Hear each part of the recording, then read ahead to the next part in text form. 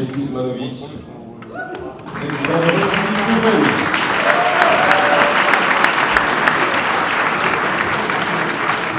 Good evening, everybody. This is a day of victory.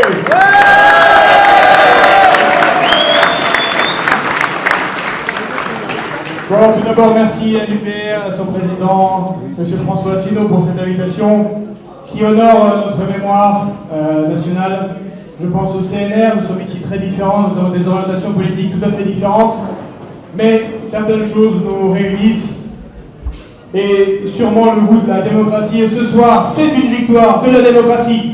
Et merci aux Anglais qui nous donnent une immense leçon aujourd'hui.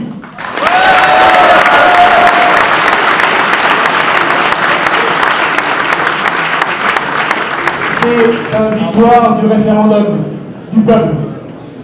Il y a eu, à chaque fois dans l'Union européenne, quand une question a été posée au peuple européen, que ce soit en Irlande, on les a fait revoter 2 fois pour qu'ils votent bien, que ce soit aux Pays-Bas, en Grèce, en France, en Grande-Bretagne, toujours les peuples ont voté contre cette Union européenne. Et a raison. Et ce n'est pas sans raison non plus que Jean-Claude Juncker, faut-il le rappeler, avec une grande honnêteté, l'ancien président de la Commission européenne avait déclaré qu'il ne peut pas avoir de démocratie contre les traités européens. Mais les Anglais ont montré que si, on peut avoir une démocratie contre les traités européens.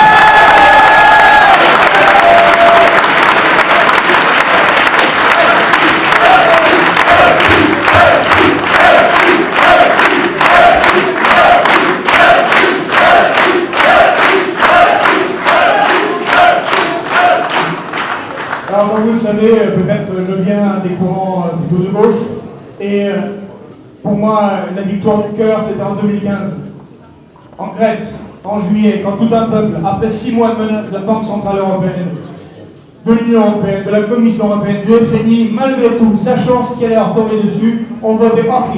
Non, ils ont résisté à 66%, ils contre cette Union Européenne-là. Malheureusement, leurs leaders les ont trahis.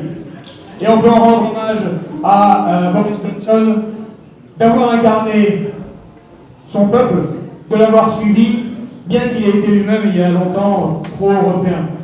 Et le triste devenir de Jeremy Corbyn, qui lui a été longtemps contre l'Union européenne, montre les conséquences politiques qu'affronteront au futur tous ceux qui s'opposeront au peuple et qui, eux, veulent sortir de cette Union européenne.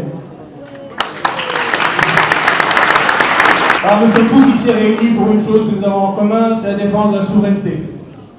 Alors M. Poisson l'a dit, mais il faut quand même rappeler qu'il y a aussi un élément important, c'est la souveraineté populaire, la démocratie. Ce n'est pas pour rien que nos soldats à Valmy ont crié « Vive la nation !» en guenilles pour repousser Brunswick.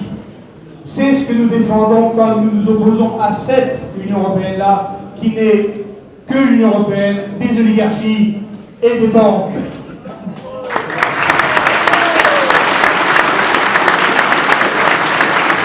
Et nous défendons quelque chose de particulier avec cette souveraineté nationale et populaire.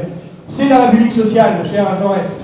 C'est la défense de nos industries, c'est la défense de notre agriculture qu'effectivement ils ont réussi à s'aborder puisque nous ne sommes même plus autosuffisants. Ce qui est incroyable pour le pays qu'est la France. Ils favorisent les BlackRock qui dictent à notre président actuel quelle doit être la politique de la France. Alors, tous ensemble, je propose que nous reprenions le mot d'ordre de Danton.